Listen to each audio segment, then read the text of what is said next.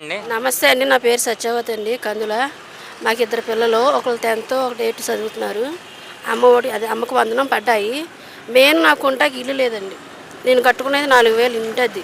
Current bill 1000 రూపాయలు వస్తుంది. మా భర్త గారు లేరు. నేనే కష్టం చేసుకొని పిల్లల నుంచి పెంచుకుంటున్నా. నాకు ఏమైనా చేయాలనుకుంటే కనుక ఇల్లు ఒకటి ఇవ్వండి. అది నేను కోరుకునేది, అది ఒకటే. మా పిల్లలు నేను ఉంటాగా ఒక ఇల్లు లేదు. అద్దె కొంపలో ఉంటున్నాం. నెలకు వచ్చేపాటికి 4000 అవుతుంది. ఇంటి అద్దె ఒక 1000 రూపాయలు, కరెంటు బిల్లు ఒక 1000 రూపాయలు. కరెంటు బిల్లు కూడా ఏం తగ్గట్లేదు. 5000 కట్టుకుంటున్నాను నెలకి. ఆ పిల్లల్ని పెంచుకుంటున్నాను. ఏమైనా కొంచెం సహాయం చేస్తే కనుక ముందు నాకు మెయిన్ ఇల్లు ఇవ్వండి. గతంలో జగన్మోహన్ రెడ్డి హయాంలో అమ్మఒడి వేశారు కదా. అమ్మఒడి వేసారు. అంటే అప్పుడు ఒక మనిషికే 15,000 వేసామన్నారు. 15,000 వచ్చాయి మరి మీకు? 15,000 వచ్చినాయి. ఇప్పుడు ఇద్దరు పిల్లలకి పడ్డాయి. మరి అన్న మాట ప్రకారమే స్కూల్ తెరిచిన వెంటనే మరి వాళ్ళ స్కూల్ ఫీజులకి వేసేసారు. స్కూల్ ఫీజుకి వేసాము, అంతా అయింది. బ్యాగులు కూడా చిన్న చిన్నవి ఇచ్చారు. తిప్పి కొడితే 10 బుక్లు కూడా పడవు బ్యాగులు. అంటే ఇప్పుడు గతంలో జగన్మోహన్ రెడ్డి గారి ఆధ్వర్యంలో ఉన్నప్పుడు బుక్స్ బాగున్నాయా క్వాలిటీలో, లేదు ఇప్పుడు బాగున్నాయా? ఇప్పుడు బుక్స్ బాగానే ఉన్నాయి, కాకపోతే బ్యాగ్ ఒకటే బాగోలేదు. ఈ పిల్లలు స్కూల్ డ్రెస్ కూడా బాగానే ఉంది. ఇప్పుడంతా బాగానే ఉంది. కాకపోతే ఏంటంటే మెయిన్ ఇల్లు లేదు. ఫుడ్ అది స్కూల్లో ఫుడ్ బాగోట్లేదు. ఏ స్కూల్ అసలు మీ పిల్లలు చదివేది? ఇక్కడ మన మార్కెట్ వెనకాల ఉంటుంది, పేరు తెలియదు నాకు. ఏలూరు. గవర్నమెంటా లేదంటే ఏంటి? గవర్నమెంటే. ఫుడ్ బాగోట్లేదు. ఫుడ్ ఒకటే బాగోట్లేదు. కోడిగుడ్లు అయితే ఇవి కుళ్ళిపోయినవి కూడా ఉడకబెట్టి పెట్టేస్తున్నారు పిల్లలకి. పురుగులు కూడా వస్తున్నాయి. అసలు స్కూల్లోనే ఫుడ్డే బాగోట్లేదు. రైసు మెత్తగా అయిపోతుంది. అన్నం కూడా ఉడకనివ్వట్లేదు. కూరలు అయితే నీళ్ళే. మరి ఇక్కడ ఎమ్మెల్యే గారికి మీరు ప్రతిపాదన పెట్టుకున్నారా? అక్కడికి వెళ్ళినా వాళ్ళు పట్టించుకోరు. 3 సార్లు వెళ్ళాం మేము చెప్తాకి. వాళ్ళైనా అసలు లోపలికి కూడా రానివ్వరు. వాళ్ళే బయట పంపించేస్తారు. ఆ ఎమ్మెల్యే దగ్గరికి కూడా వెళ్ళినవారు. ఏంటి మరి దీపం పథకం మీరు అప్లై చేశారా? చేశాను, పడ్డది గ్యాస్ బండ డబ్బులు. మరి ఎమ్మెల్యే గారు బడేటి చంటి గారు మేము ఏం చెప్పినా ప్రజలకు అందుబాటులోనే ఉంటున్నాం, మేము ప్రజలందరికీ న్యాయం చేస్తున్నాం అంటున్నారు. మేము అక్కడ గేట్ దాకా వెళ్తాము. గేట్ దాకా నుంచి వెళ్ళి వాళ్ళే కొనుక్కొని వెంటనే చెప్పేస్తారు. లేరు సార్ మీరు తర్వాత రండి అని చెప్పి వెంటనే పంపించేస్తారు. జగన్ ఉన్నప్పుడు నేను 11 సార్లు ఇల్లు స్థలం పెట్టుకున్నా, కాగితాలన్నీ ఇచ్చా. ఇంతవరకు నాకు ఇల్లే లేదు అసలు. అంటే ఇప్పుడు ఎమ్మెల్యే గారు అన్నారు మేము ప్రజలందరికీ న్యాయం చేస్తున్నాం, వచ్చిన ప్రతి ఒక్కరు కూడా టీ కాఫీ ఇచ్చి మర్యాదపూర్వం కూర్చోబెట్టి వారి సమస్యను సాల్వ్ చేసి పంపుతున్నాం అంటున్నారు. మరి ఏంటి అసలు? నేను 4 సార్లు వెళ్ళా. 4 సార్లు వెళ్ళినా కూడా వాళ్ళు కూర్చున్న వాళ్ళు బయట వాళ్ళే పంపించేస్తారు. అమ్మ సార్ లేరు, మీరు రేపు రండి అని చెప్పి పంపించేస్తారు. అలాగా 4 సార్లు వెళ్ళా. 4 సార్లు కూడా తిరిగి వచ్చేస్తేనే కానీ ఎమ్మెల్యే దగ్గర కలవం లేదు. అది ఇప్పుడు త్వరలో మహిళలందరికి ఉచిత బస్సు పెడతా అంటున్నారు. ఏంటి ఆగస్టు 15 నుంచి అసలు ఆ బస్సు ప్రయాణం మీకు పెడితే బాగుంటుందా లేదా బాగోదా? అది ఎందుకండి బస్సు ఉచితంగా? అదేదో పిల్లలకి పెట్టండి. నెక్స్ట్ ఏ గవర్నమెంట్ రావాలా? ఇప్పుడున్న గవర్నమెంట్ బాగుందా, గతంలో ఉన్న గవర్నమెంట్ బాగుందా? ఇప్పుడు ఏ గవర్నమెంట్ వచ్చినా తర్వాత గవర్నమెంట్ వచ్చినా ముందు ఇల్లులు ఇవ్వండి. ఒక్కొక్కరికి 4-5 ఇల్లులు ఉన్నాయి, ఒకరికి రేవు. లేని వాళ్ళకి ఎవరికి ఇవ్వాలి ఇల్లులు. అంటే ఇంక ఇళ్ల స్థలాలు ఓపెన్ చేయలేదు కదా, మరి త్వరలో ఓపెన్ చేస్తామంటున్నారు. ఎప్పుడు ఓపెన్ చేసినా లేని వాళ్ళకి ఇవ్వండి. 4-5 ఇల్లులు ఉన్న వాళ్ళకి ఇవ్వద్దు. ఇప్పుడు మాలాంటి వాళ్ళు మేము కష్టం చేసుకుంటానే బతికేవాళ్ళం. మా పిల్లల్ని పెంచుకోవాలి. ఇంటైతే 4000 కట్టుకుంటున్నామంటే పిల్లల్ని చూసుకుంటామా, పిల్లల్ని పెంచుకుంటామా, ఇంటైతే కట్టుకుంటామా? బస్సు ఉచితంగా అంటే బస్సు ఇలా వెళ్ళాలి వచ్చేయచ్చు. అదే పనికొచ్చేది అనుకో ఇల్లు పేరు చెప్పుకుంటారు కదా. అన్నా క్యాంటీన్ పై మీ అభిప్రాయం ఏంటి? నేను ఎప్పుడు వెళ్ళలేదు అన్న క్యాంటీన్ దగ్గరికి, వెళ్ళలేదు. నేను మరి చంద్రబాబు నాయుడు గారు సూపర్ 6 పెడితే ఒక్కొక్క పథకం అమలు చేస్తున్నారు కదా.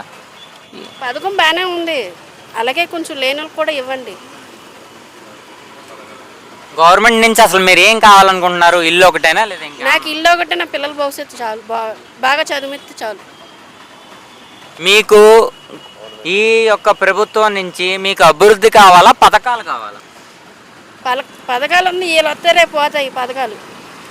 అదే ఇల్లు ఇచ్చారనుకో, చంద్రబాబు ఇచ్చారని చెప్పుకుంటారు. ఉంటాకి ఇల్లు ఉంటుంది, ముందు మెయిన్ స్థలం ఉంటుంది. అది మీరు గవర్నమెంట్కి 100కి ఎన్ని మార్కులు ఇస్తారు? అంటే 100కి ఎన్ని మార్కులు ఇస్తారు అసలు? 80. అంటావు? వైఎస్ జగన్మోహన్ రెడ్డి అధికారంలో ఉన్నప్పుడు పథకాలు ఇచ్చేసాము, పథకాలు ఏర్లైపారిని బటన్ నొక్కేసాం, ప్రతి తల్లుల ఖాతాల్లో, పెన్షన్దారు ఖాతాల్లో, తర్వాత విద్యార్థుల ఖాతాల్లో డబ్బులు పడిపోయినాయని చెప్పి జగన్మోహన్ రెడ్డి మాట్లాడేవాడు. కానీ జగన్మోహన్ రెడ్డి బటన్ నొక్కిన తర్వాత ఏనాడైనా సరే ఆ పథకం ప్రజల వరకు చేరుతుందని చెప్పి ఏమైనా ప్రశ్నించాడా? ఈ మధ్యలో బ్యాంక్ ట్రాన్సాక్షన్లో ఏమైనా కటింగ్లు అవుతున్నాయో, లేదంటే అసలు నేరుగా ప్రజల ఖాతాల్లో డబ్బు జమ అవుతా ఉందని చెప్పి ఏనాడైనా జగన్మోహన్ రెడ్డి తెలుసుకున్నటువంటి దాఖలు ఏమైనా ఉన్నాయా? ఎందుకంటే స్థానిక ఎమ్మెల్యేలు కానీ, వైఎస్ఆర్సీపీ పార్టీ కార్యకర్తలే కానీ, వాళ్ళ యొక్క ఇన్ఛార్జీలే కానీ ఎవరైనా సరే ఒక పథకం రిలీజ్ చేస్తే అది ప్రజల్లోకి వెళ్తుందా లేదని చెప్పి ఏదైనా ఎంక్వైరీ పరంగా చేసింది ఏమైనా ఉంటే చూపించండి. పోనీ వాలంటీర్లు అయినా సరే, జగన్మోహన్ రెడ్డి ఏర్పాటు చేసుకున్నటువంటి ప్రైవేట్ సైన్యం ఉంది కదా వాలంటీర్ల వ్యవస్థ, వాళ్ళైనా సరే నిజంగా ఇక్కడ నేరుగా ఈ పథకాలు ప్రజల్లోకి వెళ్తున్నాయి అని చెప్పి ఎప్పుడైనా వాళ్ళు దాని మీద ఎంక్వైరీ చేయించినటువంటి వ్యవహారం ఉందయ్యా జగన్మోహన్ రెడ్డి గారు? ఎంతసేపు బటన్ నొక్కేసామని చెప్పేవాడు, కానీ అవి ప్రజల్లోకి వెళ్ళే కాదు. ఈ రోజున కూటమి ప్రభుత్వం 1వ తారీఖు వస్తే చాలు, ఈ చంద్రబాబు నాయుడు గారితో సహా ముఖ్యమంత్రి స్థానంలో ఉన్న చంద్రబాబు నాయుడు గారు కూడా ఏదో ఒక నియోజకవర్గానికి వెళ్ళడం, 1వ తారీఖు వచ్చేటప్పుడు ఫంక్షన్లు ఇస్తూ ఆ ప్రజా సమస్యలు తెలుసుకోవడం కోసం స్థానిక ఎమ్మెల్యేలు కానీ, ఆ నియోజకవర్గంలో ఉన్నటువంటి కార్యకర్తలు కానీ ప్రతి ఒక్కరూ ఇంటింటికి వెళ్ళి అమ్మ మీకు పథకం అందుతున్నాయా లేదా, ఈ ఫంక్షన్ తీసుకుంటారు, ఇంకేమైనా సమస్యలు ఉన్నాయని చెప్పి 1వ తారీఖు వస్తే ప్రతి ఎమ్మెల్యేలు ఇంటింటికి తిరిగి తెలుసుకుంటా ఉన్నారు. ఇది కదా పరిపాలన. ఏనాడైనా నీ స్థానిక ఎమ్మెల్యేలని నువ్వు పెట్టే ప్రోగ్రాంలో తప్ప మిగతా టైంలో ఏనాడు పంపించావా? ఈ రోజున గడప గడపకి వెళ్ళండి, చంద్రబాబు చేసిన మోసాలని ఎండగట్టండి అని చెప్పి మాట్లాడుతున్నావు కదా. ఏనాడైనా నువ్వు చేసినటువంటి పనులు ఒకసారి వెనక తిరిగి చూసుకో. చంద్రబాబు మోసం చేశాడని చెప్పి అంటున్నావు కదా. నువ్వు గత 5 సంవత్సరాలు ముఖ్యమంత్రి ఉన్న టైంలో మద్యపానం నిషేధం అని చేస్తానన్నావు కదా. దశల వారీగా మద్యపానాన్ని పెంచుకుంటూ పోయావు. మరి దీన్ని ఏమంటావు? దశల వారీగా మద్యపానం నిషేధం అని చెప్పి ఎక్కడికక్కడే పెంచుకుంటూ వెళ్ళిపోయినా నువ్వు ఈ రోజున మళ్ళీ మద్యపానం గురించి మాట్లాడుతున్నావు ఏంటి? అంతేకాకుండా నువ్వు ఆడబిడ్డ తాలిబొట్టు తెగిపోకుండా నేను అండగా ఉంటాను, అందరికీ నేను తోడుగా ఉంటాను చెప్పినటువంటి నువ్వు ఈ రోజున అదే ఆడబిడ్డ తాలిబొట్టు తెగిపోవడానికి ప్రధాన కారణం నువ్వు కదా జగన్మోహన్ రెడ్డి. దశల వారీగా అన్నీ పెంచుకుంటూ వెళ్ళిపోయావు. తగ్గిస్తానన్నా తగ్గించింది ఏం లేదు. ఎందుకు వచ్చిన మాటలు మాట్లాడినావు? రైతులు మోసం చేసేడు చంద్రబాబు నాయుడు అంటూ రైతుల కోసం దగ్గరికి వెళ్తావు. అసలు రైతులు మోసం చేసింది ఎవరో? రైతు భరోసా అని చెప్పి రైతుల ఖాతాలో నేరుగా డబ్బులు వేసేస్తానని చెప్పి ఈ వాలంటీర్ వ్యవస్థను ఏర్పాటు చేయడం, ఇక్కడ పార్టీ భేదాలు చూడడం, ఇతను వైఎస్ఆర్సీపీ పార్టీ వాడా లేదా టీడీపీ వాడా జనసేన వాడని చెప్పి చూసి వైఎస్ఆర్సీపీ పార్టీ వాడైతేనే వాడికి ఏదైతే రైతు భరోసా పడేలా చేయడం, మిగతా వాళ్ళకి రైతు భరోసా పడకుండా చేయడం, ఇది జగన్మోహన్ రెడ్డి వ్యవహరించిన తీరు. ఇక వాలంటీర్ని మోసం చేసినటువంటి చంద్రబాబు నాయుడు అని చెప్పి అంటున్నావు కదా. వాలంటీర్లు మోసం చేసింది ఎవరయ్యా? నువ్వు కాదు. వాలంటీర్ వ్యవస్థని నువ్వు ఏర్పాటు చేసుకుని 5,000 వేతనం ఇచ్చేవాడు. తర్వాత ఆ వాలంటీర్లని ఒక 6 నెలలకు ముందే ఆ అగ్రిమెంట్ క్యాన్సిల్ చేసి వాలంటీర్ వ్యవస్థని రెన్యువల్ చేయకుండా ఆపేసి నువ్వు అలా దిగిపోయావు. తర్వాత నువ్వేం చేసి ఎలక్షన్ టైంలో ఈ వాలంటీర్ వ్యవస్థనే నువ్వు ఎన్నికల ప్రచారాల కోసం వాడుకోవడం కోసం వాళ్ళతో రాజీనామాలు చేయించు. వాళ్ళు ఎన్నికల ప్రచారాల కోసం నువ్వు చెప్పిన మాటని రాజీనామాలు చేసి అనేక మంది నీ యొక్క ఎన్నికల వ్యూహకర్తలుగా వ్యవహరించారు. పోనీ వాళ్ళని పట్టించుకున్న దాఖలాలు ఏముందా? లేదు. వాలంటీర్ వ్యవస్థని రెన్యువల్ చేయకుండా పక్కన పడేసిన నువ్వు మళ్ళీ వాలంటీర్ వ్యవస్థల గురించి మాట్లాడడం, చంద్రబాబు నాయుడు మోసం చేశాడని చెప్పి మాట్లాడడం. ఈ రోజున తల్లికి వందనం పేరుతో అనేక మందికి వస్తుంటే దీని మీద కూడా బురద జల్లి వ్యాఖ్యలు చేయడమే. కొంతమందికి పడుతున్నాయి, కొంతమందికి పడట్లేదని చెప్పి మాట్లాడడం. ఈ రోజున కూటమి ప్రభుత్వం నారా లోకేష్ గారు విద్యాశాఖ మార్చులుగా బాధ్యతలు తీసుకున్న దగ్గర నుండి ప్రతి విషయం చాలా కేర్ఫుల్గా హ్యాండిల్ చేస్తూ ఒక పథకం రిలీజ్ చేస్తుంటే అది ప్రజల్లోకి వెళ్తుందో లేదని చెప్పి ఆ పథకం ఇంట్లో ఎంతమంది ఉంటే అంతమందికి పడుతుందో అని చెప్పి ఎంక్వైరీ కూడా స్టార్ట్ చేశారు. ఏనాడైనా ఇచ్చిన పథకం గురించి నువ్వు ఎంక్వైరీ స్టార్ట్ చేసావా?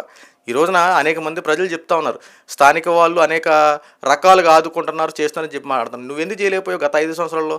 మళ్ళీ ఈ రోజున 2029 నేనే ముఖ్యమంత్రిని, ఏ ఒక్కరిని విడిచిపెట్టనని చెప్పి మాట్లాడుతూ ఉన్నావు. ప్రజలు నమ్మే పరిస్థితుల్లో లేరయ్యా జగన్మోహన్ రెడ్డి. ఒకసారి నీకు అవకాశం ఇచ్చినందుకే ఆర్థిక సంక్షోభంలోకి ఆంధ్ర రాష్ట్రం నెట్టేసావు. ఈ రోజున మళ్ళీ నీకు అవకాశం ఇస్తారని ఎలా అనుకుంటున్నావు? నిన్ను ప్రతిపక్షం కూడా అవసరం అని చెప్పి 11 సీట్లు ఇచ్చి పక్కన కూర్చోబెట్టారు ఆంధ్ర రాష్ట్ర ప్రజలు. ఇప్పటికైనా తెలుసుకో, వాస్తవాలు ప్రజలు తెలుపు. బురద జల్లే వ్యాఖ్యలు శివరాజు గారి కాస్తం అనుకో.